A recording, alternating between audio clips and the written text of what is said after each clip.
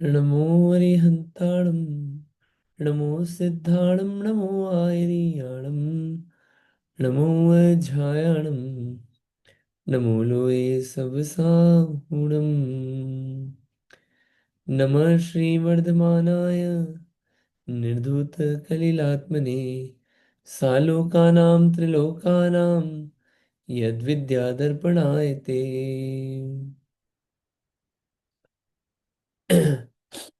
ये महान ग्रंथ रत्नकरंड श्रावकाचार, रत्नकरंड श्रावकाचार जो कि हमारा श्रद्धान के साथ साथ आचरण आचरण तो बताएगा ही, लेकिन श्रद्धान भी, क्योंकि श्रद्धान ठीक हुए बिना आचरण ठीक नहीं हो सकता। इसलिए पहले सम्यक दर्शन, सम्यक ज्ञान, फिर सम्यक चारित्र, ऐसे सीक्वेंस में वर्णन चल रहा है। तो पहले श्रद्धान ठीक होगा कि चीजें क्या ठीक है, फिर वो उस रूप सही काम हो पाएगा।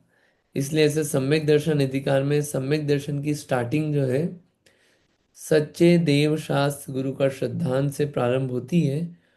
और वही सम्यक दर्शन ज्ञान चारित्र सुख का कारण है, और वही धर्म है, वही काम की चीजें। और सच्चे देव भी वो हैं जो खुद दुखी नहीं हो, निराकुल हो, निर्दोष हो, सब कुछ एक साथ एक समय में जानते हो, और हित का उपदेश देते हो सबके लिए।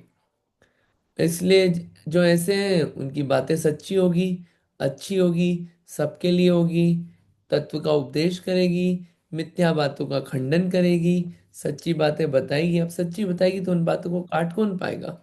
तो शास्त्र भी वैसे सच्चे ही होंगे।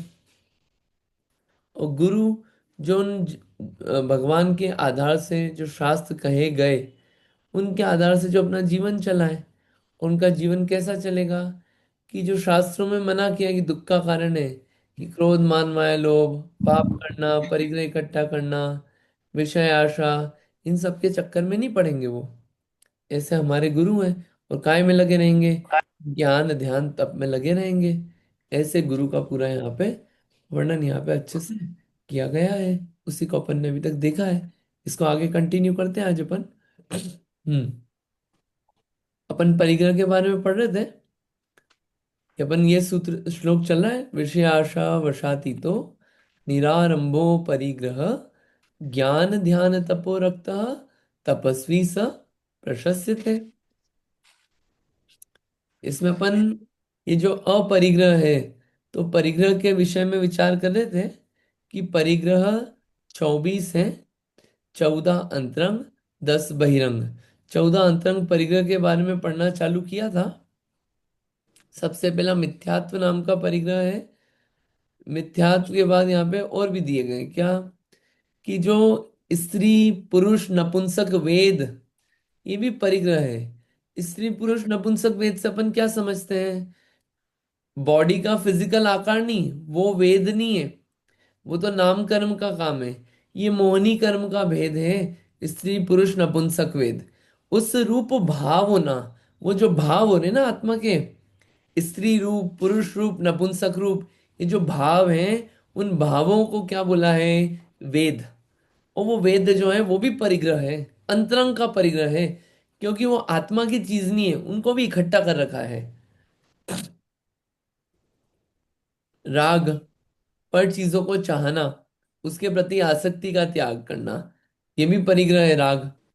और द्वेष, दूसरे का यश वैभव वगैरह देखा तो उससे द्वेष होने लगा, बैर रखने लगे, ये द्वेष भाव है। ये नहीं होता, ये परिग्रह नहीं होता मुनिराज को। हास्य, हास्य रूप परिणाम होना। फिर डर, भयपना होना, भय नहीं होता कि हमारा मरण होगा, वेदना होगी। मुनिराज को ये भय नहीं रहता है। फिर रति, कुछ चीज अच्छी लग रही है तो उसी में लीन हो गए, आसक्त हो गए, या कुछ अच्छा नहीं लगता तो उससे विरक्त हो गए। मुनिराज समभाव वाले होते हैं। शोक, शोक नहीं होता, क्लेश नहीं होता उनके जीवन में। और घृणावान वस्तु को सुन, इनके बारे में सुनकर विचार करके परिणामों में ग्लानि नहीं होती, समभाव।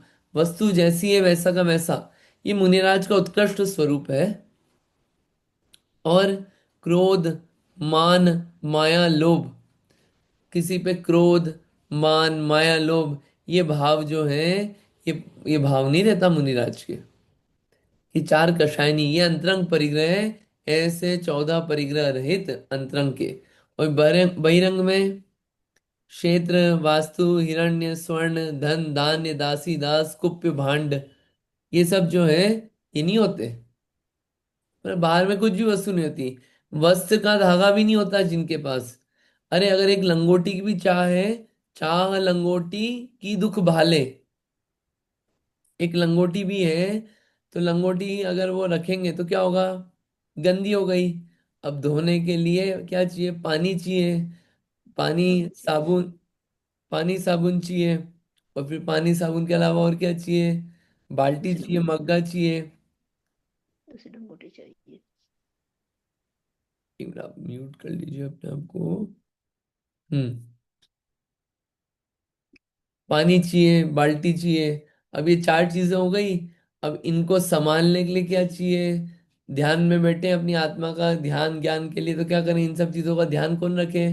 तो भैया इन सब चीजों को क्या है, एक रखने के लिए कमरा चाहिए, ताला चाहिए। अब कमरा और ताला संभालो। और फिर ये सुखाने के लिए क्या चाहिए? एक रस्सी चाहिए। सब काम बढ़ जाते ना। फिर उसके बाद अगर इधर उधर से जाना हो तो इन सामान को हाथ में कैसे लेके जाए? तो एक पेटी चाहिए। अब पेटी को हाथ में कैसे तोके? तो क्या करो, एक ठेला चाहिए, गाड़ी चाहिए। और ठेला और गाड़ी चाहिए, तो ठेले गाड़ी को चलाने वाला चाहिए कोई। खुद तो चलाते नहीं। उसको चलाने के लिए पैसे चाहिए, आदमी चाहिए, ड्राइवर चाहिए। फिर ड्राइवर को सैलरी देनी रहेगी। वो गाड़ी खराब हो जाए तो गाड़ी ठीक करवाने का दिमाग में रखना। मतलब एक लंगोटी कितना दुख दे सकती है। इसलिए इतना रंच मात्र भी परिग्रह रखने का त्याग है। इतने निष्प्रही मुनिराज होते हैं। ऐसा अंतरंग बहिरंग 24 प्रकार के परिग्रह रहित निर्ग्रंथ मुनि के ही गुरुपना निश्चय करना। आगे ये और था कि सही। रति और प्रीति में क्या अंतर है भैया? रति और प्रीति एक ही बात है, ओके। लगभग एक ही बात है। ओके, ठीक है, थैंक यू। संयम धारण करके भी अंतरंग बहिरंग परिग्रह से जिनका मन मलिन है, जिनका मन मलिन है, संयम तो धारण कर लिया, लेकिन परिग्रह रखते हैं, कुछ ना कुछ चीजें इकट्ठी कर ली, घर बना लिया, अपने रहने का स्थान बना लिया, अब तो हम यही रहेंगे। ये सब क्या है? मलिनता है। अब फंस गए वो। सब छोड़ दिया, संयम धारण करने के बाद भी कहाँ फंस गए? उनके गुरुपना नहीं है। दिन रात चलते बैठते भोजन करते हुए भी ज्ञानाभ्यास, भोजन करने तो भी भोजन में आसक्ति नहीं है। उनका भोजन भी ऐसे होता है, भ्रमर, भ्रमर जैसे, जैसे भ्रमर होता है, फूल, फूल का रस चूसता है, लेकिन फूल को कोई दिक्कत नहीं होने देता। उसमें आसक्त नहीं होता भोजन में कि सब खा ले। और ऐसे खाते हैं जैसे गड्ढा भर रहे हैं। किस में लीन है? अपने ज्ञानाभ्यास, तत्व चिंतन, धर्म ध्यान में। आसक्ति नहीं है भोजन के भी प्रति। ऐसे गुरु प्रशंसा योग्य हैं, मान्य हैं, पूज्य हैं, वंदनीय हैं। अब देखो कितने हटे हुए हैं। जिस मार्ग पे निकले हैं बनने के लिए, बने निकले क्यों थे? संयम क्यों धारण किया था? संयम इसलिए धारण नहीं किया था नग्न रहना था, लोग पूजे इसलिए नहीं, स्वर्ग चले जाएं इसलिए नहीं, प्रवचन हो जाए इसलिए नहीं, राग द्वेष दूर करने के लिए, वीतरागी बनने के लिए निकले हैं। कुछ लिखने के लिए इन सब ये मेन उद्देश्य नहीं है। अपनी आत्मा का उद्धार करना उद्देश्य है। लोगों के उद्धार करने के लिए भी मुनि नहीं बने हैं कि लोगों का भला कर दूं मैं। ये भाव के लिए मुनि नहीं बना जाता है। इन गुणों के बिना किसी को सम्यक दृष्टि वंदनादि नहीं करता। अगर ये गुण नहीं है, ज्ञान ध्यान तप, तो इनके बिना मुनिराज वंदनीय नहीं है। ये मुनि का सामान्य से लक्षण बताए कि ऐसे होना चाहिए। अभी जो देवशास्त्र गुरु के लक्षण बताए, आप अपन खुद सोचें, ऐसे होना चाहिए कि नहीं होना चाहिए? अपन ये नहीं सोचे कि जैन ऐसे होते हैं या नहीं होते, ऐसे होना चाहिए कि नहीं होना चाहिए, ये मेन चीज है। ऐसा विचार करके अपने को सच्चे देव शास्त्र गुरु का निर्णय कर लेना चाहिए। ठीक है। ज्ञान ध्यान तप को रत्न भी बोला है, क्योंकि यही रत्न है जिन, इनसे, इन रत्नों के आधार से ही गुरु होते हैं। ऐसे देव शास्त्र गुरु का आगम में वर्णन किया। इनका श्रद्धान करने योग्य है, करना चाहिए। क्लियर है यहां तक? अंकित जी, बोलिए जी।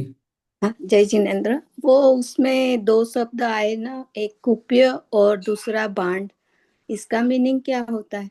ऊपर कुप्य। गया। हाँ, 8 और 9। या कुप्य तो कुआ। अच्छा। और भांड यानी कि बर्तन आदि। Okay okay. हाँ, बर्तन भांडे ऐसा बोलते थे ना पहले। हाँ हाँ। ओके। वो मतलब ये थैंक कैटेगरी बनाई है।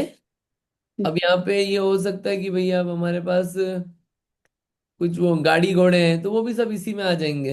ये कैटेगरी बना दी है, 10 तरह की कैटेगरी है। नौकर चाकर रखना वो भी परिग्रह है।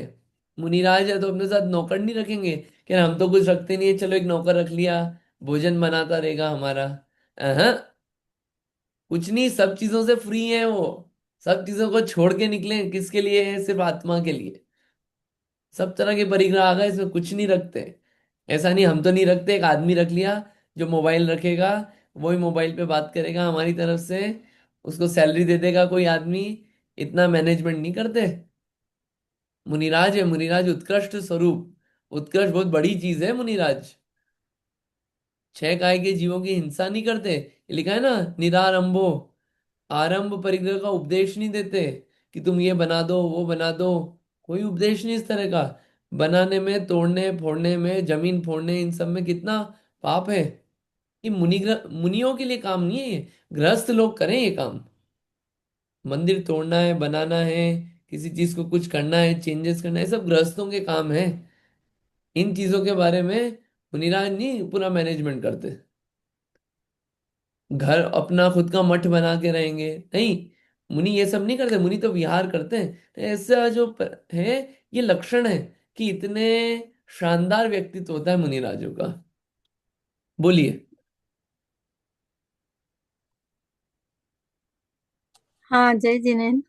जी तो बोलिए। मुनिराज इसमें वो नहीं करते, बोलते हैं कि अब तो फिर हम उनके पास उनकी सलाह लेने के लिए क्यों जाते हैं? देखिए, सलाह लेना अलग चीज है। मुनिराज से आप पूछोगे कि हमारे नगर में मंदिर नहीं है तो हमारे लिए हाँ क्या श्रेष्ठ है, तो ये बोलेंगे कि भैया, आपको जिन मंदिर जाना चाहिए, आपको अपने नगर में मंदिर बनाना चाहिए। ये तो वास्तविक उपदेश है, भगवान का ही उपदेश है कि भैया, जहां आप रहते हो आपके घर के पास में मंदिर होना चाहिए, मंदिर बनाना चाहिए। बट अब क्या करा? क्या हो, मंदिर हम बनवाएंगे, मंदिर का पूरा मैनेजमेंट करेंगे, मंदिर को पूरा कैसे बनाना है क्या करेंगे, पूरा उसी में लग गए। अगर वो मुनिराज उसमें लग गए तो बताइए अपना ज्ञान ध्यान तब का क्या होगा? पूरा उपयोग आत्मा का किधर गया उनका? एक है बिल्कुल। कि कोई उपदेश लेने आया तो ये लो, समझ लो। अरे मुनिराज के पास जाओगे, महाराज हमको शादी करना चाहिए कि नहीं, तो महाराज आपको पूरा उपदेश देंगे। व्यक्ति देख के, देखो श्रेष्ठ तो ब्रह्मचर्य से रहना है, लेकिन अगर ब्रह्मचर्य से नहीं रह पाओ तो गृहस्थ जीवन अच्छे से व्यतीत करना चाहिए। गृहस्थ जीवन का भी कथन है, आप गृहस्थ जीवन अच्छे से व्यापन करो। और वैसा उपदेश देंगे पूरा। मतलब ये नहीं है कि वो फिर आपके लिए ढूंढ के देंगे कि चलो आओ ये अच्छा है तुम्हारे लिए, ये इससे कर लो, हम भी आ जाएंगे आशीर्वाद देने।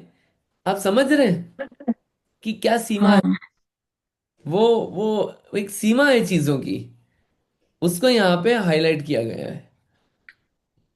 ठीक है, मतलब बिल्कुल ठीक है। वो छोड़ के निकले हैं सब कुछ। घर, अगर घर वगैरह छोड़ के अगर ये सभी काम करना होता तो घर में रह के ज्यादा अच्छे से होता। कितना मैनेजमेंट करना पड़ता है। इसलिए वास्तविक गुरु बनना मतलब ये सब इसलिए पढ़ रहे हैं अपन कि अपना श्रद्धान किन पे हो, और अपन जब बने तो अपने को क्या काम करना है, अपने को कैसा बनना है। ये इसलिए अपन गुरु का स्वरूप, भगवान का स्वरूप, तो किस किस एम के लिए निकले थे आप? किस एम के लिए निकले थे और क्या करने लग गए आप? भटक गए ना। वहां हाँ, आत्मा छोड़ के दूसरे कामों में लग गए। कितनी चीजें अटकने की कितनी सारी चीजें हैं। इसलिए गुरु का लक्षण यहाँ पे कहा गया है। अटके हुए गुरु नहीं होते, कहीं अटके हुए नहीं है। ये विचार करने का है, इसको और हाँ, विचार। यहाँ के जो मंदिर में प्रतिमा जी है ना, हम्म। अम, अंजन सला का प्रतिमा जो है प्राण प्रतिष्ठित की हुई, वो वर्धमान सागर जी ने करवाई थी, as far as I remember. तो फिर किसी ने एक पंचधातु की प्रतिमा की कुछ गफलत कर दी थी गभारे में। तो उसके लिए हमने उनको कांटेक्ट किया था और महाराज जी को पूछा था कि भाई हमें क्या करना चाहिए। तो महाराज जी ने बोला मैंने तो जो मेरा काम करना था वो कर दिया, अभी आपको जो करना है वो कर दो बस। देन हाँ, ही वो हाँ सब चीजें हैं। तो हाँ क्या है, और भी इसमें विचार करिएगा। अब क्या, एक विषय बीच में छूट गया था। क्या है, जब अपन ने भगवान का स्वरूप समझा था, तो उसमें एक बात आई थी कि कुछ मत में ऐसा माना जाता है कि भगवान आहार करते हैं, भोजन करते हैं। तो उससे रिलेटेड पूरा यहाँ पे एक बात कही गई है। यहाँ पे सिर्फ कंपैरेटिव स्टडी है। इसको स्टडी करके हम स्वयं विचार करें, अपनी अंडरस्टैंडिंग बढ़ाने के लिए हम पढ़ रहे हैं कि श्वेतांबर मत में कैसा माना गया है, समालोचना यानी कि उसका एनालिसिस, कि वहां पे भगवान का स्वरूप, धर्म का स्वरूप कैसा कहा गया है, उसका एनालिसिस यहाँ पे कर रहे हैं। वहां पे प्रश्न उठा के उनका उत्तर दिया जा रहा है। उसको हम रीड करेंगे, हमारी अंडरस्टैंडिंग ठीक होगी। अभी तक जो हम भगवान, मुनि, शास्त्र को मान रहे हैं, वो कैसा मान रहे हैं? वो तो ऐसे मान रहे हैं, जैन पैदा हो गए इसलिए मान रहे हैं, मम्मी पापा ने बोल रखा है, बचपन से संस्कार पड़ गए इसलिए जा रहे हैं। लेकिन ये श्रद्धान के साथ कि हाँ ये गजब चीजें हैं, ये हमारा उद्धार करने वाली है, वो श्रद्धान आए, तो फिर हमको देवशास्त्र गुरु का श्रद्धान हुआ, इतना अंदर से भाव आए तो ठीक है। अभी डिफरेंस है, यहाँ पे डिफरेंस को देखेंगे अपन, क्या बातें लिखी है पढ़ेंगे। इसमें कहीं भी एम ये नहीं है किसी को नीचा, किसी को ऊंचा, किसी के प्रति द्वेष, कुछ वो ग्रहण नहीं करना है। अपने को तो अपने को क्या ग्रहण करना है, इसलिए स्टडी की जा रही है। श्वेतांबर मत समालोचना पढ़िएगा, रीड करिएगा। उमा आंटी जी पढ़िए। श्वेतांबर मत समालोचना। अब यहाँ कोई श्वेतांबर मत वाला प्रश्न करता है, हे दिगंबर धर्मधारक, यदि केवली भगवान के क्षुधा तृषा का अभाव है तो आहार आदि में प्रवृत्ति का अभाव होने से केवली के देह की स्थिति नहीं रहना चाहिए, और केवली के देह की स्थिति तुम्हारे लिए स्वीकार ही है, इसलिए केवली के आहार करने की सिद्धि हुई। जिस प्रकार आहार किए बिना अपने देह की स्थिति नहीं रहती, उसी प्रकार केवली के भी आहार किए बिना देह की स्थिति नहीं रहती, और केवली के देह की स्थिति है तो अवश्य आहार करते ही होंगे। यहाँ पे प्रश्न उठाया, आपने बोला कि भगवान को क्षुधा नहीं लगती, भूख नहीं लगती। तो यहाँ पे श्वेतांबर मत में माना गया है कि भगवान को भूख लगती है, समोषण में भोजन आदि कर लेते हैं, ऐसा आया है। और वो अछेड़ नाम से प्रसिद्ध है कि इन बातों पे ज्यादा डिस्कशन नहीं किया जाए। ऐसे 84 अछेड़ है, शायद 84 है या ज्यादा कुछ। तो उसमें एक ये भी है। तो उन्होंने बोला कि आप बोल रहे हो कि केवली भगवान को भूख प्यास नहीं लगती, तो ये बताओ, अगर भूख प्यास नहीं लगती तो शरीर कैसे टिका रहता है समोषण में? समोषण में इतने टाइम तक उपदेश देते हैं, सालों सालों तक, कैसे टिके हुए हैं? बिना उसके तो देह टिकना पॉसिबल नहीं है। तो इससे मतलब आहार करते हैं कहीं ना कहीं, क्योंकि आहार किए बिना तो देखो अपनी बॉडी टिकती है क्या? नहीं टिकती, उनकी भी बॉडी है, औदारिक है, फिर कैसे टिकती है उनकी? तो आहार अवश्य लेते होंगे, ऐसा क्वेश्चन किया। उसका उत्तर क्या है, पढ़िए। उन्हें उत्तर देते हैं, केवली के मात्र आहार की सिद्धि करना है या कवलाहार की सिद्धि करना है?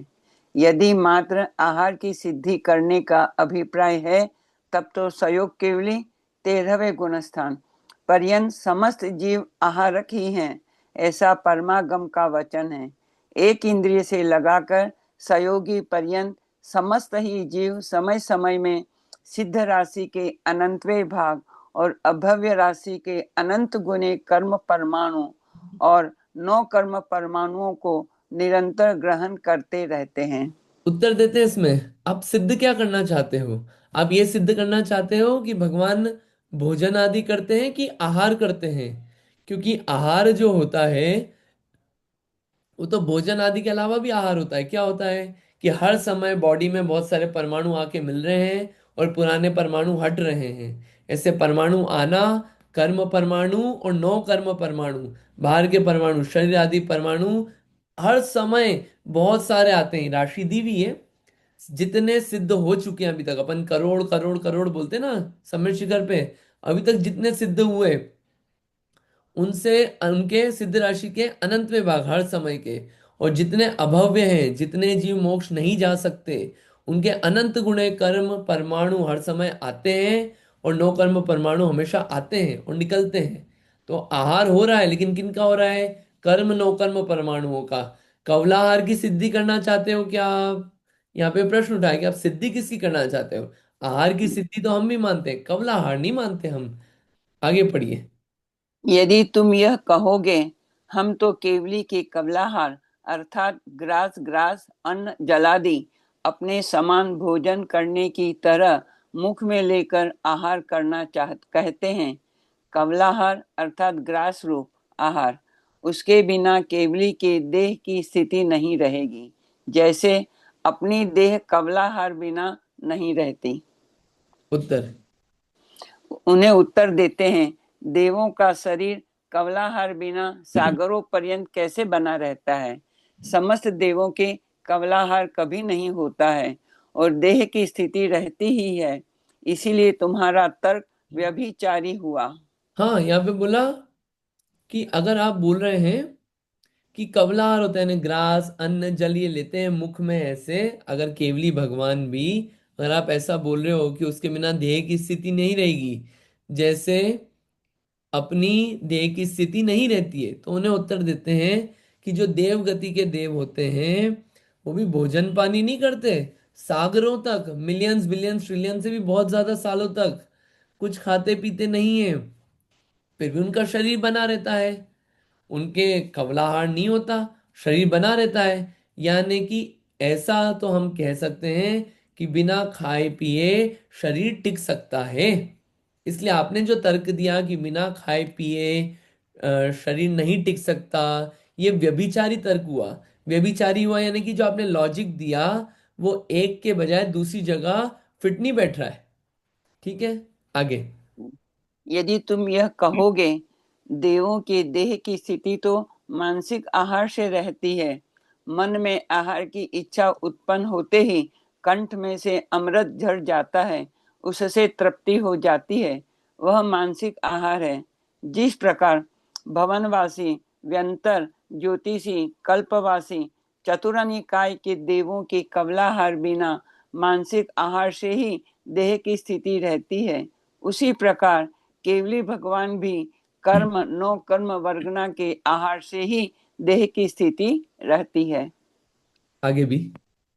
यदि तुम यह कहोगे केवली की तो मनुष्य गति के शरीर में स्थिति है, इसलिए अपनी देह के समान कवलाहार से ही उनकी देह की स्थिति मानते हैं। यहाँ पे प्रश्न उठाया कि अगर आप बोलोगे, जो बात चल रही है कि आपने बोला देवों के भी टिकता है शरीर, तो सामने वाला बोल सकता है कि देखो, जो देव हैं उनको तो मन में सोचते हैं वो आहार के बारे में, उनको संतुष्टि होती है, कंठ में से अमृत झड़ जाता है, उससे तृप्ति हो जाती है, तो उनका तो मानसिक आहार चल ही रहा है, उनसे उनका शरीर टिक रहा है। यानी बिना भोजन करे उनके मानसिक आहार से ही देह टिक रहा है। उसी प्रकार केवली भगवान, अगर आप ऐसा बोलोगे तो हम बोलते हैं कि उसी प्रकार केवली भगवान के भी कर्म नौकर्म वर्गणा के आहार से ही देह की स्थिति रहती है। जब मानसिक आहार से देह टिक सकता है, तो कर्म नौकर्म वर्गणा जो पार्टिकल्स आते जाते रहते हैं बार बार, उससे भी देह टिका रह सकता है, बना रह सकता है। जब उससे मानसिक आहार से बना रह सकता है तो फिर यहाँ पे बोले अगर तुम कहोगे कि केवली की तो मनुष्य गति के शरीर में स्थिति है, कि अभी तक तो आप जो बात कर रहे थे वो तो देवों की बात कर रहे थे, उनका शरीर तो वैक्रियक है। यहाँ तो जो केवली है वो तो मनुष्य गति के हैं, तो उनका शरीर कैसा है? मनुष्य जैसा है, मनुष्य गति के शरीर में स्थिति है। इसलिए अपनी देह के समान आप हमारी देह से कंपेयर करो कि हमारी जो देह है उनके समान उनको भी भोजन करना पड़ता होगा। ऐसा उन्होंने क्वेश्चन किया, तो उससे क्या कहते हैं? तो अपने शरीर के समान पसेव खेद उपसर्ग परिसह आदि भी केवली के मानना होंगे। अगर आप मान यदि रहे हो तो कि उनका शरीर और हमारे शरीर सेम है, केवली और हमारा शरीर सेम है, आप ऐसा कहोगे तो क्या है? फिर आपको ये भी मानना पड़ेगा कि जैसे हमको पसीना आता है उनको भी आएगा, जैसे उनको उपसर्ग होता है हमको होता है, वैसे उनको भी होता होगा। जैसे अपने को खेद दुख होता है उनको भी होगा, कि आप शरीर की समानता के बेसिस पे ये डिफाइन कर रहे हो ना, जैसे हम खाते हैं वो भी खाते हैं, तो बाकी चीजें भी होना चाहिए फिर, ऐसा वितर्क दिया। तो उनसे क्या कह रहे हैं वापस, बोलिए।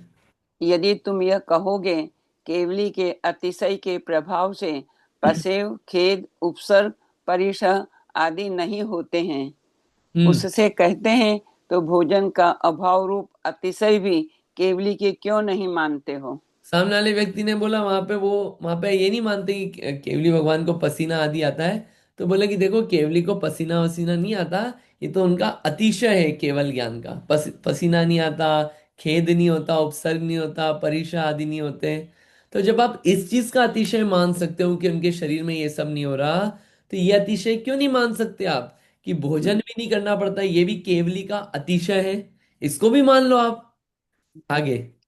यदि तुम यह कहोगे जैसे अपने शरीर में पसेव आदि होते दिखाई देते हैं उसी प्रकार केवली के भी मानो, उससे कहते हैं तो जैसे अपने को इंद्रिय जनित ज्ञान है वैसे ही केवली के भी इंद्रिय जनित ज्ञान मानो।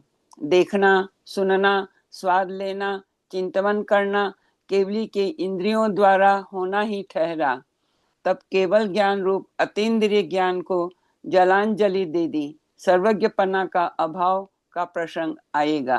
मतलब अब यहाँ पे बोले कि नहीं नहीं, अरे अब यहाँ पे अपन ने भोजन का तर्क दिया ना ऐसा, कि आप भोजन का भी अतिशय मान लो।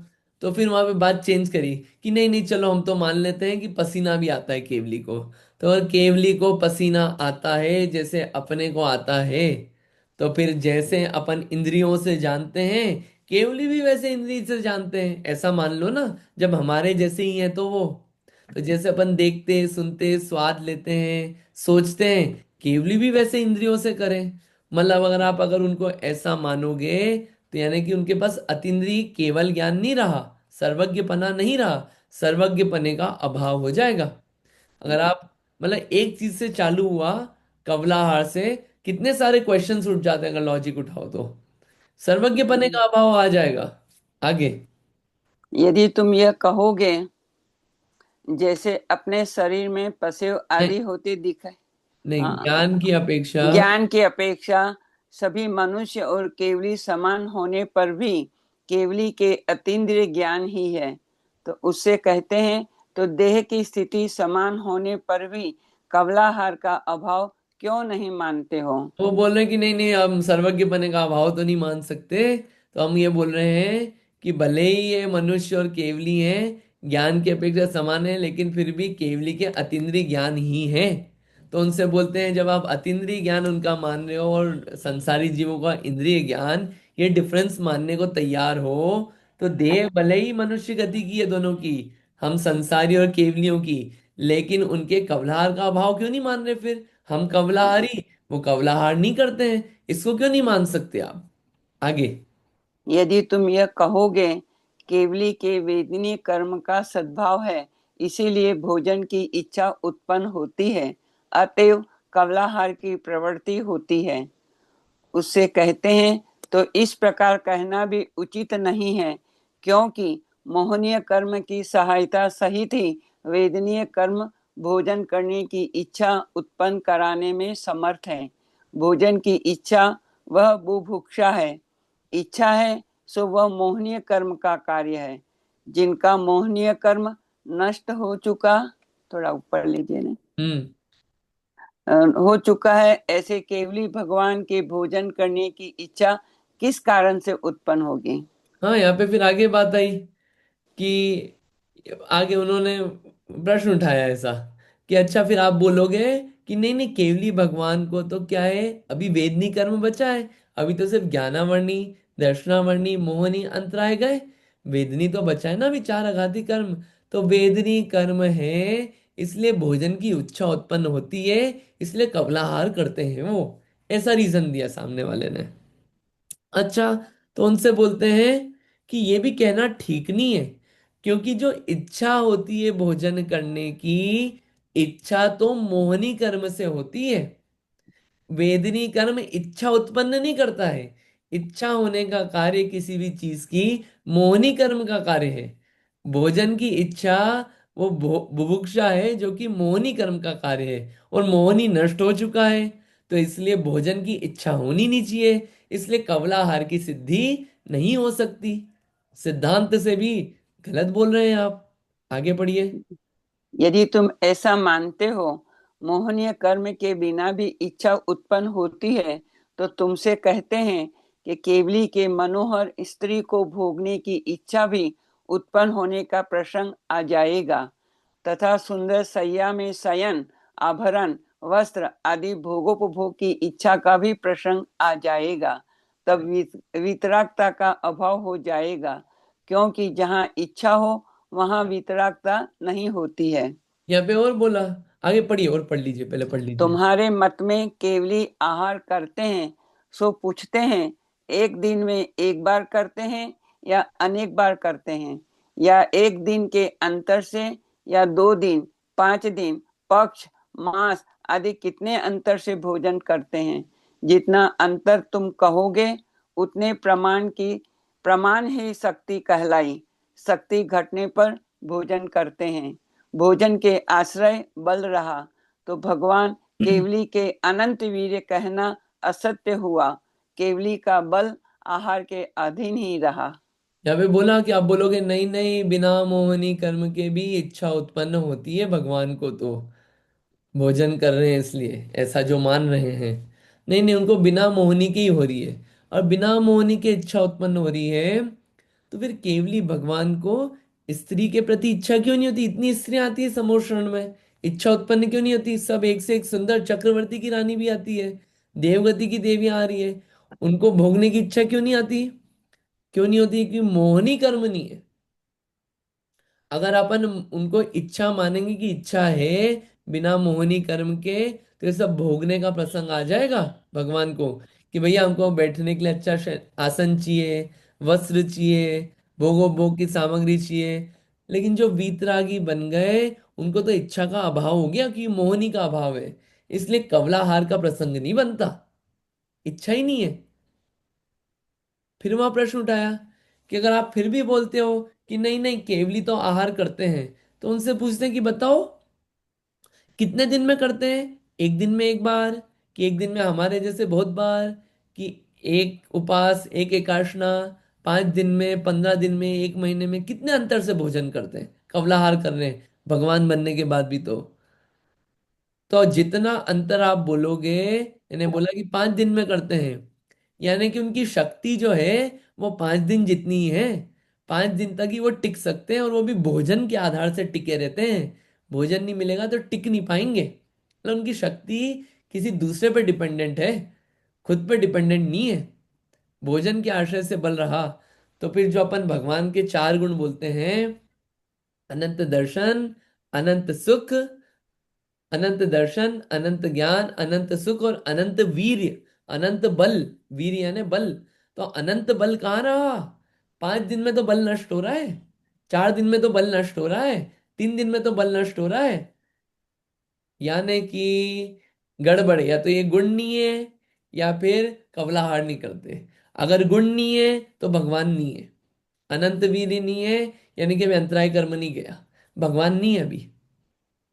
और अगर कवलाहार कर रहे हैं तो शक्ति तो दूसरे पे टिकी हुई है, भोजन आदि पे। यानी कि कवलाहार पना ठीक नहीं बैठता हमको इस हिसाब से। आगे पढ़िएगा। यदि तुम यह कहोगे सर्वज्ञ पना के और नहीं नहीं नहीं, कवलाहार के नहीं नहीं, केवली भूख को शांत करने के लिए। केवली भूख या यदि तुम यह कहोगे केवली भूख को शांत करने के लिए भोजन का आस्वादन करते हैं, तो हम पूछते हैं वह केवल ज्ञान द्वारा भोजन का स्वाद लेते हैं या रसना इंद्रिय द्वारा स्वाद लेते हैं। हम्म। यदि केवल ज्ञान द्वारा स्वाद लेते हैं तो दूर क्षेत्र में रखे हुए भोजन का स्वाद ले ले। जा तब रहा है, कवला जा रहा है। तब कवलाहार करने का क्या प्रयोजन रहा? यदि रसना इंद्रिय से स्वाद लेते हैं तो मति ज्ञान होने का प्रश्न आ जाएगा, क्योंकि इंद्रियों द्वारा देखना, स्वाद लेना, श्रवण करना, स्पर्श करना, चिंतन करना, यह तो मति ज्ञान के कार्य हैं। हाँ, फिर और कोई आप ये बोलो कि नहीं नहीं वो तो भूख को शांत करने के लिए भोजन का स्वाद चखते हैं, तो हम पूछते हैं वो स्वाद के ज्ञान से लेते ना, ज्ञान से जानते हैं, तो कौन से ज्ञान से स्वाद लेते हैं? केवल ज्ञान से लेते हैं कि रसना इंद्री पे रख के लेते हैं, स्वाद भी लेते हैं? तो अगर केवल ज्ञान के द्वारा स्वाद लेते हैं तो वो भोजन को पास में लाने की क्या जरूरत?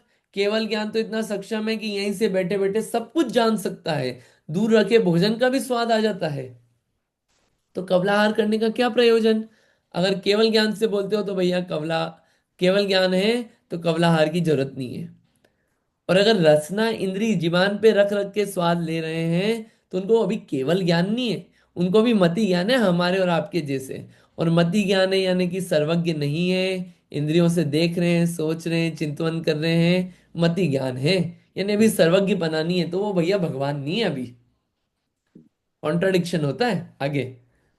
यदि तुम यह कहोगे सर्वज्ञपना के और कवलाहार के विरोध नहीं है, जैसे यहाँ आहार करते हुए मनुष्यों में ज्ञान की हीनता नहीं दिखाई देती है, वैसे ही भोजन करते हुए भी केवल ज्ञान की हीनता नहीं होती है। हम्म। उससे हम पूछते हैं, फिर तो द्रव्य, आभरण, वस्त्र, वाहन, काम, विषय आदि भोगने में भी सर्वज्ञपना का विरोध नहीं रहेगा। हाँ, अगर बोलते हो कि नहीं नहीं आप जो बोल रहे हो ये ज्ञान जो है सर्वज्ञ नहीं ठहरेगा, केवल ज्ञान नहीं ठहरेगा, तो सामने वाला व्यक्ति बोला देखो केवल ज्ञान और कवलाहार में कोई विरोध नहीं है, कवलाहारी केवल ज्ञानी हो सकता है। जैसे मतलब ज्ञान की कमी नहीं होती कवलाहार करते वक्त भी। जैसे यहाँ पे कोई भोजन कर रहा हो मनुष्य में, तो उनके ज्ञान कम नहीं दिखता है, उनको भी ज्ञान बराबर बना रहता है जो जानते हैं वो। वैसे ही भगवान भी भोजन करते वक्त केवल ज्ञान है उनको, ऐसा कोई बोले तो उनसे बोलते हैं फिर तो सामान, वस्तुएं, वस्त्र, वाहन, गाड़ी गाड़ी घोड़े, काम, विषय भोग आदि भोगने में भी सर्वज्ञ पने का विरोध नहीं रहेगा। जैसे भोजन करने में ज्ञान कम नहीं हो रहा है, केवल ज्ञान बना हुआ है, ऐसे तो गाड़ी चलाते वक्त, वस्त्र पहनने हुए, काम विषय भोग भोगते हुए भी सर्वज्ञ पना रह सकता है। फिर तो आप ऐसा बोलोगे क्या? ऐसा क्वेश्चन उठा दिया उस पे आगे। यदि तुम यह कहोगे सर्वज्ञ के मोह के उदय का अभाव है, अतः द्रव्य, आभरण, काम, विषय भोगादि ग्रहण करने की इच्छा नहीं है, असाता वेदनीय का उदय विद्यमान है, इसलिए आहार ग्रहण करते हैं, क्योंकि भिन्न भिन्न कर्मों की शक्ति भिन्न भिन्न है। कर्मों की शक्ति यदि एक समान हो तो कर्मों में भिन्न भिन्न होने का भेद नहीं रहेगा। केवली के मोह के उदय का अभाव हुआ है, इसीलिए द्रव्यादि ग्रहण नहीं करते हैं। हम्म। उससे कहते हैं कि यदि मोह का अभाव हो गया है तो ग्रास उठाकर मुख में रखना, चबाना, निगलना आदि की इच्छा किस कारण हुई? यहाँ पे ये प्रश्न उठाया कि नहीं नहीं जो आप बोल रहे हो कि सामान आदि रखते हैं और उसके साथ भी सर्वज्ञ बने का विरोध नहीं है, तो वहां पे उन्होंने बोला नहीं नहीं ऐसा नहीं है, उनको इच्छा नहीं है सामान वामान रखने की, काम विषय भोग की इच्छा तो नहीं है, सर्वज्ञ है, लेकिन उनको क्या असाता वेदनी कर्म है अभी, है अनंत भगवान को, इसलिए आहार ग्रहण करते हैं। क्योंकि अलग अलग कर्मों का काम अलग अलग है, अलग अलग शक्ति है। अगर कर्मों की शक्ति सेम रहे तो भिन्न भिन्न भेद नहीं हो पाएगा कर्म का। इसलिए केवली के मोह के उदय का अभाव हुआ है, उनके मोह का अभाव हो गया है, इसलिए वो द्रव्याधिक जो सामान आपने बोले वो ग्रहण नहीं करते। बाकी तो क्या है, भोजन करते हैं क्योंकि असाता वेदनी पड़ी हुई है। तो उनसे कहते हैं अगर मोह का अभाव आप मान रहे हो, जिनको मोह चला गया वो ये कैसे सोचेगा कि मैं ग्रास उठाऊं, अब मुख में डालूं, खा लूं, मेरे को पीड़ा हो रही है, चबाऊं, निगलूं, ये इच्छा कैसे हुई बिना मोह के? मोह कर्म है, मिथ्यात्व है, चारित्र मोहनी है, तो ये काम हो सकता है, वरना ये काम नहीं हो सकता। तो मोहनी मानो या तो आप, और मोहनी है यानी कि आप भगवान नहीं बचे। तो यहाँ पे फिर ट्रैप हो गई चीजें, गड़बड़ है मतलब कुछ ना कुछ आगे। यदि तुम यह कहोगे कि अंतराय कर्म का अभाव हुआ है, इसलिए इच्छा बिना ही मुख में ग्रास रख लेते हैं। तो हम पूछते हैं, अंतराय कर्म का अभाव भोगोपभोग, काम सेवन, विषय आदि का भी ग्रहण क्यों नहीं करा देता? हम्म। यहाँ पे यदि बोले, तुम यहाँ पे बोले कि वो बोले नहीं नहीं मोहनी नहीं, ये तो अंतराय कर्म का अभाव हुआ है, इसलिए अंतराय चला गया, आपको इनका विघ्न नहीं आता है, इसलिए बिना इच्छा के ही मुख में ग्रास रख लेते हैं। तो हम फिर उनसे पूछते हैं, अगर अंतराय का अभाव हो गया तो बिना इच्छा के भोगोपभोग, स्त्री सेवन, विषय आदि का सेवन भी क्यों नहीं करा देते? बिना इच्छा के हो रहा है, ये भी करवा दो भगवान को। अगर अंतराय के बिना वो हो सकता है तो ये भी हो सकता है। आगे यदि तुम कहोगे। यदि तुम कहोगे, द्रव्य, आभरण, काम, विषयादि का ग्रहण कर लेने से व्रत भंग हो जाएगा, दीक्षा भंग हो जाएगी, साधुपना नष्ट हो जाता है, किंतु आहार करने से व्रत तथा दीक्षा भंग नहीं होती है। कवलाहार करने से तो साधु के धर्म का कारण देह की स्थिति बनी रहती है। हाँ, यहाँ पे प्रश्न उठाया उन्होंने, बोला, हाँ, सामने वाला बोले नहीं नहीं, कि क्या है कि द्रव्य सामान आदि काम विषय ग्रहण कर लेने से व्रत भंग हो जाएगा, दीक्षा भंग हो जाएगी, साधुपना नष्ट हो जाता है। लेकिन आहार करने से व्रत और दीक्षा भंग नहीं होती। कवलाहार करने से तो साधु के धर्म का कारण देह की स्थिति बनी रहती है।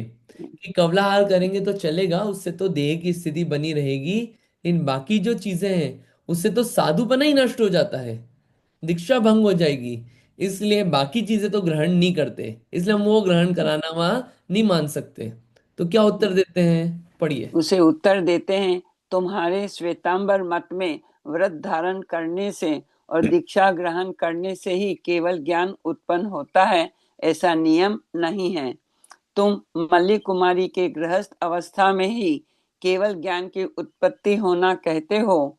भरत चक्रवर्ती के समस्त 6 खंड का राज्य भोगने वाले के कांच के महल में केवल ज्ञान का उपजना कहते हो। हाथी पर बैठी पुत्र के लिए रुदन करती हुई मरु देवी के केवल ज्ञान का होना कहते हो। बांस के ऊपर चढ़ा नट के केवल ज्ञान का होना कहते हो। उपासरा माने साधुओं का निवास गृह में बुहारी देते नौकरानी के केवल ज्ञान का होना कहते हो। यहाँ पे ये बात, गृहस्थ यहाँ पे ये सारी बातें ही जो मान्यता चल रही है वहां पे। यहाँ पे अगेन किसी मत को नीचा ऊपर दिखाना नहीं है कि ये ऊंचा है या ये नीचा है, ये नहीं है। ये एनालिसिस है हमारी अंडरस्टैंडिंग के लिए, कि वहां पे श्वेतांबर मत में ये कहा जाता है कि किसी ने, ये तो अभी तक कवलाहार की बात चली पूरी, कि कवलाहार की सिद्धि नहीं होती कि भगवान भोजन करते हैं। अगर कवलाहार मानोगे तो सर्वज्ञपना चला जाएगा, केवल ज्ञान चला जाएगा, विषय भोग में भी लगना चाहिए, सारी बातें अपन ने देखी। अब बोल रहे हैं कि अगर यहाँ पे तो आप लोग ऐसा मानते हैं कि किसी ने व्रत धारण किए, दीक्षा ग्रहण करी तो उससे केवल ज्ञान होता है।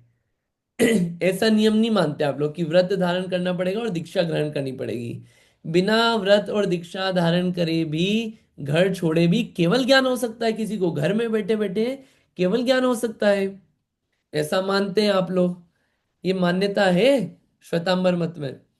तो उसमें उदाहरण दिया कि आपके ही शास्त्रों में लिखा है कि जो मल्लीनाथ भगवान थे, मल्लीनाथ भगवान को मल्ली कुमारी मानते हैं वो लोग, स्त्री मानते हैं, और उनको घर में बैठे बैठे ही केवल ज्ञान हो गया। तो वहां पे स्त्री बता दिया उनको, ये स्त्री है कि उनका जीवन चरित्र ज्यादा मिलता नहीं है, नाम भी थोड़ा सा वैसा है मल्ली, तो वो नाम ऐसा कर दिया। और क्या बोला, घर में बैठे बैठे केवल ज्ञान हो गया। उससे क्या हो गया कि भैया व्रत और दीक्षा ग्रहण करने की इच्छा नहीं, घर में भी केवल ज्ञान हो सकता है।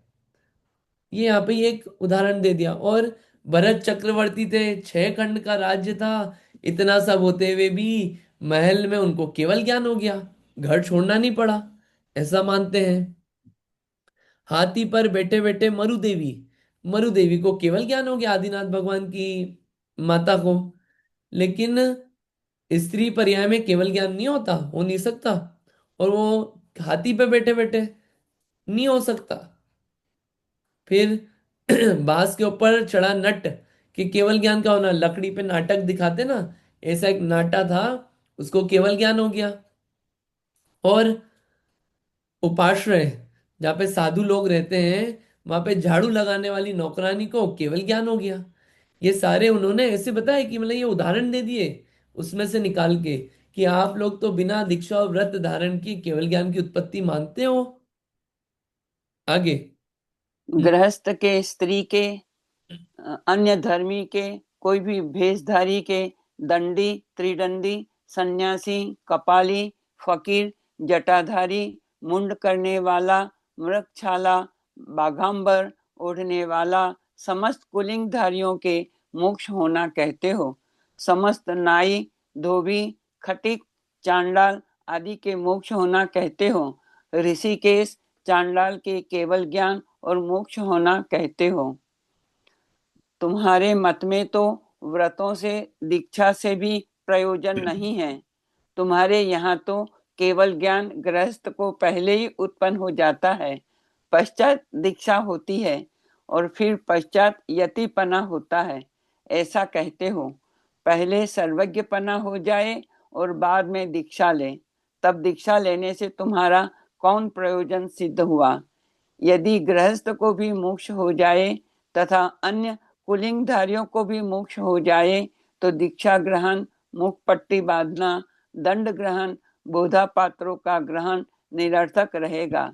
ऐसे तुम्हारे मत में हजारों दोष आते हैं।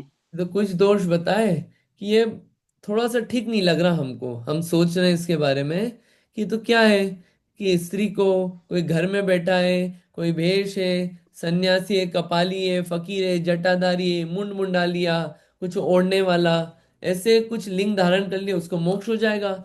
धोबी, नाई, चांडाल, इन सबको मोक्ष होना कहते हैं।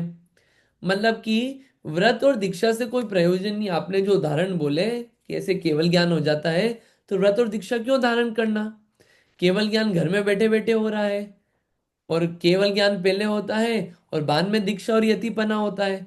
ये तो थोड़ा उल्टा लग रहा है काम, कि ऐसे चलते फिरते केवल ज्ञान हो रहा है।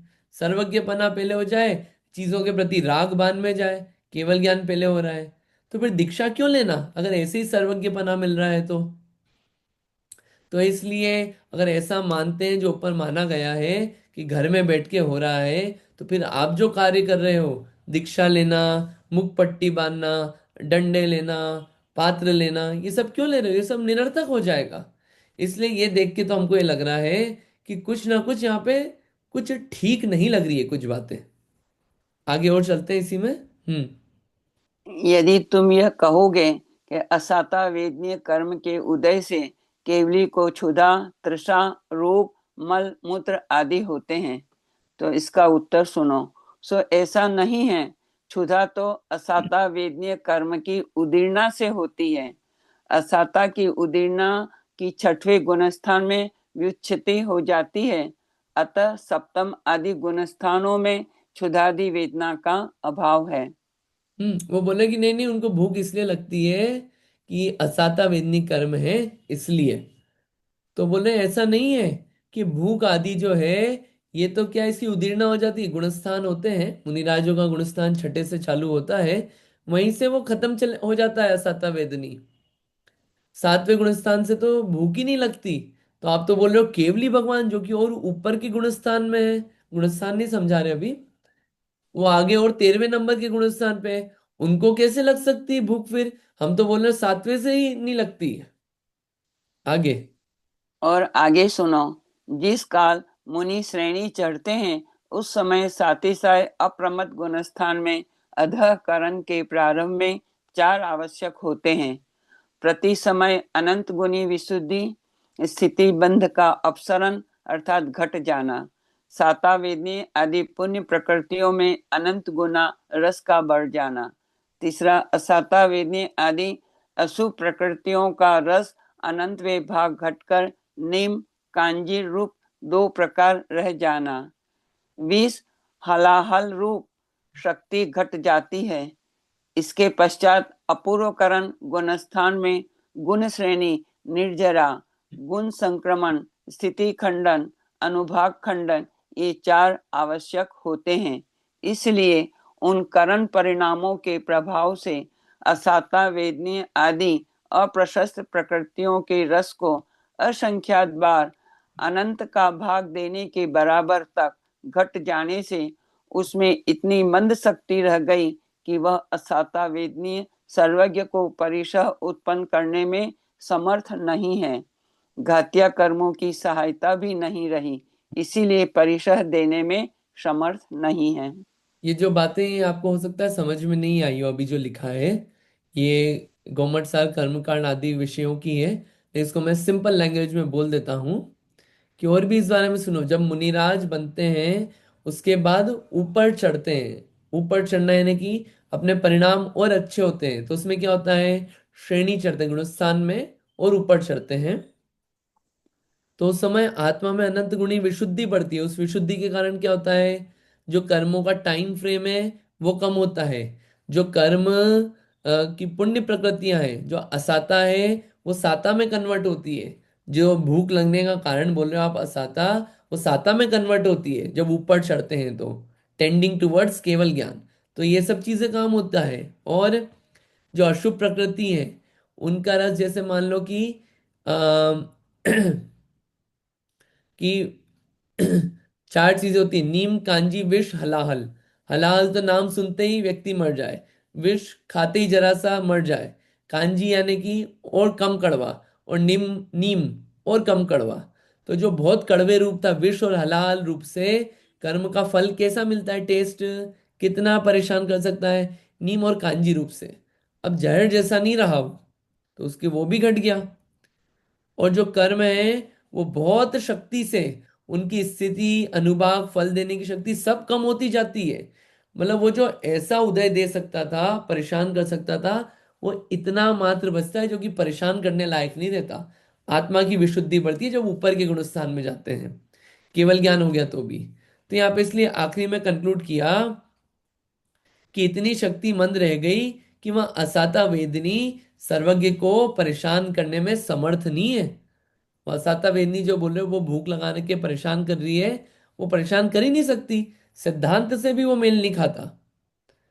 और घात या कर्मों की भी सहायता भी नहीं रही, इसलिए परिषद देने में समर्थ नहीं है। वेदनीय कर्म साता साता तो अघाती कर्म है, जो कि आत्मा का डायरेक्ट घात नहीं करता। घाती कर्म चला गया, मोहनी इच्छा ही नहीं बची। तो अब ये वेदनी कर्म कैसा बचा, जली हुई रस्सी। रस्सी अगर जली भी हो तो परेशान नहीं कर सकती, कोई काम की नहीं। वैसे ही मोहनी कर्म गया तो वेदनी कर्म कुछ परेशान नहीं कर सकता। इसलिए साता असाता केवली भगवान को परेशान नहीं करते। गोमटसार कर्मकांड की 273, 74 और 75 गाथा में यही बात आई है। गोमटसार कर्मकांड आचार्य नेमिचंद्र स्वामी ने लिखा है, श्रवण बेलगोला के चंद्रगिरी पहाड़ पे ऐसा वर्णन है। और काफी माना हुआ ग्रंथ है। कर्म संबंधी सिद्धांत पूरे इसमें बहुत अच्छे से दिए गए हैं। उसके आधार से कुछ और बातें कही जा रही है, अर्थ और भावार्थ कहते हैं। थोड़ा सा वो डिफिकल्ट लग सकता है आपको, बट पढ़ेंगे अपन। हाँ आगे। अर्थ, पहले जो असाता वेदनीय बांधी थी उसका असंख्यात बार अनंत का भाग देने के बराबर तक रस घटकर अति मंद रह गया और नया असाता का बंध होता नहीं है, क्योंकि सप्तम गुणस्थान से आगे एक अकेला साता वेदनीय का ही नया बंध होता है। असाता का बंध नहीं होता है। केवली के साता कर्म बंधता है, वह भी एक समय की स्थिति रूप ही बंधता है, सो उदय होता हुआ ही बंधता है। इसलिए उनके असाता का उदय भी साता रूप ही परिणमित हो जाता है। ये बात इसलिए कही कि आप बोले ना असाता वेदनी के कारण हो रहा है, शुदा आदि लग रही है। तो उन्होंने बोला देखो, सातवें गुणस्थान जो मुनिराज का गुणस्थान है उसके ऊपर ये तो भगवान बन गए 13वें गुणस्थान में। तो सातवें के ऊपर तो असाता वेदनी बंधता ही नहीं है, साता वेदनी बनता है। और साता वेदनी भी कैसा बंधता है, एक समय का बंदा, उदय में आया खत्म, हाथों हाथ। असाता तो है ही नहीं। तो आप जो असाता वाली बात बोल रहे हो वो फिट फिट नहीं बैठती कि इसलिए भूख लगती है उनको। भावार्थ। साता का उदय तो सर्वज्ञ को नवीन निरंतर अनंत गुना रस रूप उदय में आता है, और असाता वेदनीय का रस अनंतवे भाग माने घटता हुआ, जिस प्रकार अमृत से भरे समुद्र को एक विष की कणिका विश्व करने को समर्थ नहीं होती है, उसी प्रकार सर्वज्ञ के अति तीव्र अनंत गुना माने बढ़ता हुआ साता कर्म के रस के उदय में अनंतवे भाग रूप अति मन असाता का उदय कैसे क्षुधा की वेदना उत्पन्न करा सकता है। इसी कारण से भगवान सर्वज्ञ के निरंतर साता कर्म का ही उदय है, उसमें किंचित असाता का उदय भी साता रूप ही परिणम जाता है। इसलिए जिनेन्द्र के असाता का उदय जनित परिसह नहीं है। भगवान केवली के राग द्वेष नष्ट हो गया है तथा इंद्रिय जनित ज्ञान का अभाव हो गया है, इसलिए साता असाता दोनों से उत्पन्न इंद्रिय जनित सुख दुख भी केवली के नहीं है। यहाँ पे भावार्थ में और खोला इस बात को कि जो असाता अगर बंधता है नीचे के गुण स्थान में भी तो कैसा अनंत भाग घटता हुआ, हमेशा तो उनको साता ही बंधता है। और साता बंध रहा है तो क्या होगा? आप बोल रहे हो असाता से भूख लगती है, हम तो बोल रहे सिर्फ साता ही है। असाता तो बंधता ही नहीं है उनको, और असाता नहीं है तो क्या है, उनको भूख नहीं लगना चाहिए। आगे और भी कहते हैं। और भी कहते हैं, अति मंद उदय रूप असाता अपना कार्य करने में समर्थ नहीं होता है। जैसे मंद उदय रूप संज्वलन कसाय अप्रमतादि गुणस्थानों में प्रमाद उत्पन्न नहीं करा सकती है, जैसे अति तीव्र वेद के उदय से उत्पन्न मैथुन संज्ञा मंद वेद के उदय रूप नवमे गुणस्थान में नहीं है। निद्रा प्रचला का उदय तो 12वें गुणस्थान में द्विचरम समय पर्यंत है, परंतु उदीर्णा बिना निद्रा को नहीं करा सकती है। तथा जैसे जागृत अवस्था बिना आत्मानुभवन रूप ध्यान नहीं बन सकता है, उसी प्रकार असाता की उदीर्णा बिना असअता कर्म क्षुधा त्रसादिक नहीं उत्पन्न करा सकता है। ये इसी बात को और भी कहा कि ये जो असाता है वो अति मंद है, और अति मंद असाता कुछ कर नहीं सकती। बिल्कुल उदाहरण दिए कि जैसे संजुलन कषाय है, अनंतानुबंधी अप्रत्यक्ष अनवरण प्रत्यक्ष अनवरण संजुलन क्रोध मान मायलोभ, ऐसे 16 कषाय होती है। तो मुनिराज के सिर्फ संजुलन क्रोध मान मायलोभ बची, अनंतानुबंधी अप्रत्यक्ष अनवरण प्रत्यक्ष अनवरण ये नहीं बची। तो वो जैसे परेशान नहीं करती है मुनि जीवन में, वैसे ही यह अति मंद असाता जो है ये कुछ परेशान नहीं कर सकती। इसलिए शुदा आदि जो आप बोल रहे हो वो उत्पन्न कराने में समर्थ नहीं है। मैं इसका सार रूप में बोल रहा हूँ आपको कि बहुत सारे विषय जो है समझाने के अपने आप में, गुणस्थान उदीर्णा, मैं उसको अभी नहीं समझा रहा हूँ, मेन थीम दे रहा हूँ आपको, वो विषय अपने आप में गहन है। और भी समझो। और और भी समझो, अप्रमत्त साधु भी आहार की इच्छा मात्र करने से प्रमत्त पने को प्राप्त हो जाता है, तो भोजन करता हुआ भी केवली प्रमत्त क्यों नहीं होता है? यह बड़ा आश्चर्य है। केवली भगवान तीनों लोकों के बीच में मारन ताड़न छेदन ज्वालन मध्य मांस आदि अपवित्र पदार्थों को प्रत्यक्ष देखते हुए कैसे भोजन कर लेते हैं? अल्प शक्ति के धारी गृहस्थ को भी अयोग्य वस्तु नित्य कर्म का देखना अंतराय कर देता है, और केवली को अंतराय नहीं करता तो केवली के गृहस्थों से भी अधिक भोजन में लंपटता रही और शक्ति की हीनता रही, फिर उसकी अनंत शक्ति कहाँ रही? और जिसको क्षुधा वेदना हो उसको अनंत सुख कहाँ रहा? यहाँ पे बोला इन्होंने कि जो अप्रमत्त साधु, साधु का छठा सातवां गुणस्थान होता है अप्रमत्त, और आगे प्रमत्त और अप्रमत्त। सातवें गुणस्थान में इच्छा हुई भोजन की, वो भोजन की इच्छा मात्र उनको गुणस्थान से नीचे गिरा देता है, उनकी ऊंची अवस्था से नीचे। तो अगर केवली भगवान को भोजन की इच्छा हो रही है तो वो भी तो ऊपर से नीचे गिर जाएंगे, वो नहीं गिर रहे, ये कैसा आश्चर्य है। और केवली भगवान तो सब कुछ देख रहे हैं, आप बोल रहे हो केवल ज्ञान है उनको, सब कुछ देख रहे हैं, मारना पीटना मांस हड्डी पीटते कटते सब लोग दिख रहे हैं उनको। ये सब देखते हुए कोई भोजन कैसे कर सकता है? अरे हम ही सामने कोई कुछ कट रहा पीट रहा कोई बोल भी दे ऐसे शब्द तो भोजन नहीं जाता अंदर। अंतराय हो जाता है मुनिराजों को ही। केवली भगवान ये सब देखते हुए कैसे खा सकते हैं? अंतराय नहीं हो रहा उनको। मतलब अगर उनको अंतराय नहीं हो रहा है ये सब देखते हुए भी, यानी कि उनको कितनी लंपटता है, कितना भोजन में आ सकते हैं भगवान भी, और शक्ति कितनी हीन है। फिर अंत शक्ति कहाँ रही? और जिनकी शक्ति हीन है, जिनको भूख की वेदना सताती हो, वो सुखी कहाँ हो सकते हैं? जो भूख से परेशान हो, लंपटी हो, अंतराय होने पे भी भोजन नहीं छोड़ रहे हैं भगवान, ये सब दिखते हुए भी। तो मतलब वो सुखी कहाँ से है? वो तो परेशान है वेदना से। वेदना वाले, भूख से परेशान रहने वाले, ऐसे तो भगवान नहीं हो सकते। ऐसा स्वरूप भगवान का नहीं है। इसलिए भगवान को कवलाहार सिद्धि नहीं होती। लास्ट पैराग्राफ बस आज का। क्षुधा समान वेदना जगत में अन्य नहीं है, इसलिए सर्वज्ञ के क्षुधा वेदना होने से अनंत वीर्य अनंत सुख नहीं रहे। रिद्धि जनित अतिशयवान मुनि में भी ऐसे कार्य करने की सामर्थ्य पाई जाती है जो सामान्य अन्य मनुष्यों में नहीं पाई जाती है।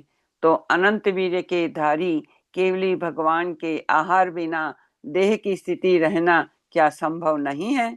यदि सर्वज्ञ के भी अन्य मनुष्यों के समान आहार, निहार, निद्रा, रोग, स्वेद, खेद, मल मूत्र होता रहे तो सामान्य आत्मा में और परमात्मा में क्या अंतर रहा? हाँ, शुदा के समान को और कोई वेदना नहीं है। और शुदा होने से क्या है, अगर भूख लग रही है, मतलब अगर शक्ति नहीं है, भूख से परेशान हो तो, और सुख नहीं रहा परेशान हो क्योंकि, और जिसका शक्ति नहीं है और परेशान है, वो भगवान नहीं हो सकते। और जो सामान्य अन्य मनुष्यों में नहीं पाई जाती, तो अनंत वीर्य के धारी केवली भगवान के आहार बिना देह की स्थिति रहना क्या संभव नहीं है? सामान्य मनुष्य रिद्धिधारी मुनिराज ही जब रह सकते हैं बिना भोजन के सुखी, तो क्या भगवान बिना भोजन के नहीं रह सकते? अरे रह सकते हैं, वो तो महान रिद्धि के धारी हैं। इसलिए मनुष्य के समान भोजन करना, निद्रा आना, रोग, पसीना, खेद, मलमूत्र होना, ये केवली के संभव नहीं है। अगर उनके भी हों तो हम में और उनमें क्या अंतर रहा? ऐसे पूरी बात यहाँ पे सिद्धि होती है कि केवली के कवलाहार नहीं होता है। इसी के संबंध में और आएगा।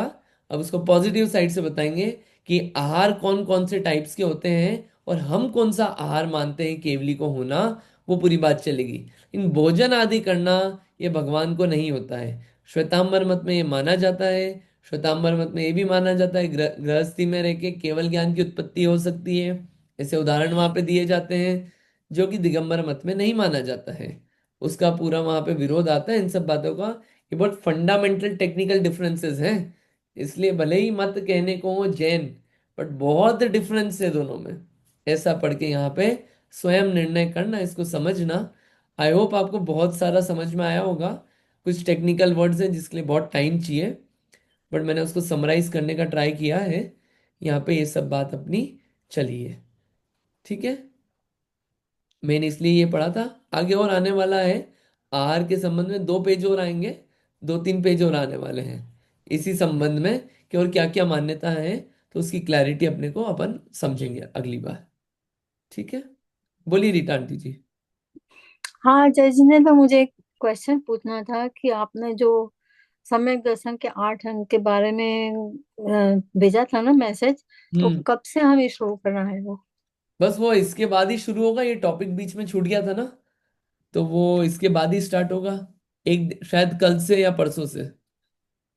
ठीक है। ठीक ओके। है, okay. Thank you. Story read करनी है या हाँ जी, नहीं बस आज का तो समय हो गया, अब अपन कल नहीं? आज कंटिन्यू। की बात नहीं, लेकिन ये जो रीड 8 अंक में स्टोरी है रीड ना। नहीं, रीड नहीं करनी। आप घर से रीड करके आए और यहाँ पे 5 मिनट में बोल के सुनाइए। अच्छा अच्छा। हाँ, ठीक है। Okay, thank you. जिनवाणी स्तुति करते हैं। किसी को कुछ डाउट हो या समझ में नहीं आया हो तो आप पूछ सकते हैं। अदरवाइज अपन यहाँ पे अभी आज का इतना ही रखते हैं। चलिए, जिनवाणी स्तुति करते हैं। जावाणी के ज्ञान से सुझे लोकालो, सोवाणी मस्तक नमो सदा देत हूँ ढोक। है जिनवाणी भारती तो है जपो दिन रैन, जो तेरी शरणा गए सो पावे सुख चैन।